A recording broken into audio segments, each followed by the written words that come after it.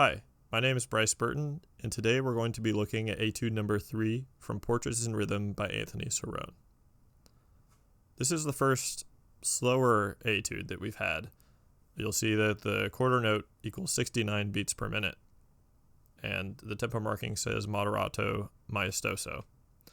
So what's going to be really important in this whole etude is keeping a good sense of time. And you can do that by subdividing as small subdivisions as you can, but still feeling that quarter note pulse. So let's just look at this. Let's see where our first tricky spot is. In line 2, remember that this sforzando just means to reinforce the dynamic of forte. So you're going to come slightly above forte, and then you're going to diminuendo down to pianissimo. Another thing to think about is these 16th notes. In the beginning, line 2, and in line 9, the second measure, you can stick them alternating or with one hand.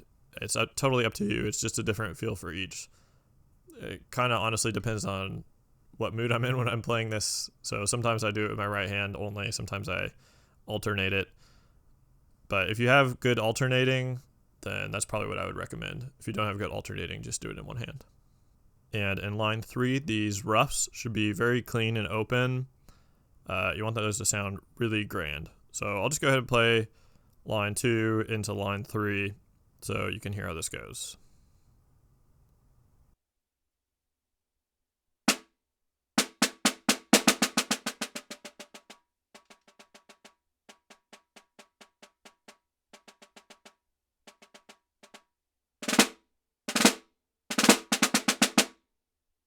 Nice and open roughs. I like to do mine right, left, left, right, or you could do them single stroke. No matter how you stick them, try to get a little bit of a crescendo in the rough, so each note is going to get a little bit louder. And then your main note is the loudest, obviously. These fortissimo accents in line 4 should be really big. In line 5, these triplets, I just single stroke them.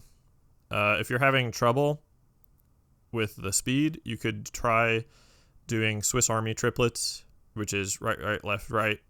Or if you're left-handed, left, left, right, left. It'll look like this. But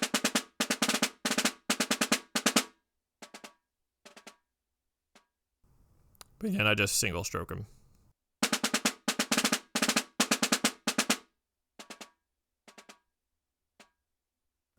I think it's a better sound, more even. I'd say line 6 is the next tricky spot. So we have these grace notes here. You need to start these right after you play the first 8th note in the line. So I like to start them on the 16th. So instead of 1 and, it'll kind of end up being 1 E and the E will be these 4 grace notes. So just listen to this on line 6. Another thing to keep in mind is your dynamic is forte, the rough is accented, and then you have a forte piano. I've heard this mistake a lot where suddenly the forte piano will be much louder than the accented forte, which shouldn't be the case, right? So make sure that those accented roughs are louder than your forte piano rolls.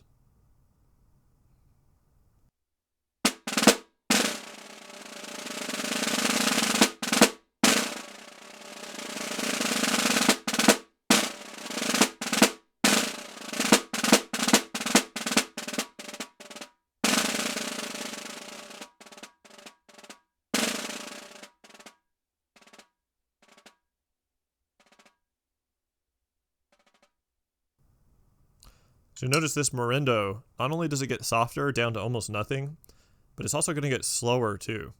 So morendo actually means dying away. So it should kind of sound like your playing is dying in a good way, right? And then we have this grand pause, which is right in time, but you've just done a ritardando essentially. So it's up to you whether you want to do that in tempo or in the slower tempo. Basically just take some time, but don't make it shorter than it needs to be. If anything, you can take more time in the grand pause. Just take a deep breath, center yourself, and get ready to come back in with an accented forte. One quick note about the forte piano rolls in line 6.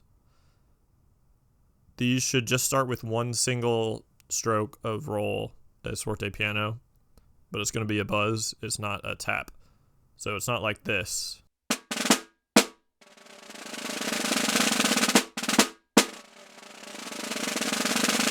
I would recommend doing a buzz instead, so like this.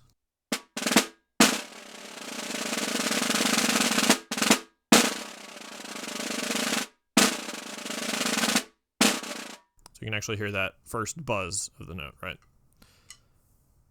Moving ahead, at 8, you're back into the ah tempo, so try to keep that in your memory, the 69 beats per minute. And then we have a repeat of some of the same material, and the only real challenging thing in this is in line 10, the second measure, this switch from fortissimo to pianissimo. But if you've been watching my other videos, you should be an expert at that by now. Just remember you can practice that by taking extra time to get to that pianissimo. And you can even do a big sigh, let go of all your tension, just be nice and relaxed, and then come in at pianissimo and gradually work on shortening that length. One other thing is be careful of the dynamics. So you definitely want to keep those fortes only forte and the piano only piano, not pianissimo. I'm thinking in particular about line 8. Make sure that's not too loud. That's the recapitulation of the piece. So you might be tempted to play that a little bit louder. It does start with an accent, so keep that in mind. But you don't want to do that fortissimo because you have a fortissimo coming up in line 10, and if you don't leave yourself anywhere to go, then that's going to be either way too loud or you're not going to be able to even play it louder.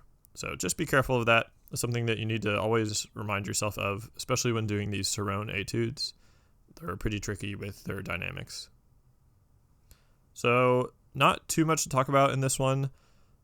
Really the challenging thing of this is time. So I'd definitely recommend practicing this with a metronome, and I'd recommend practicing it 2 ways. One with a metronome on really small subdivisions, so you could do 16th note subdivisions or maybe even 30-second note subdivisions, but probably 16 notes are good enough.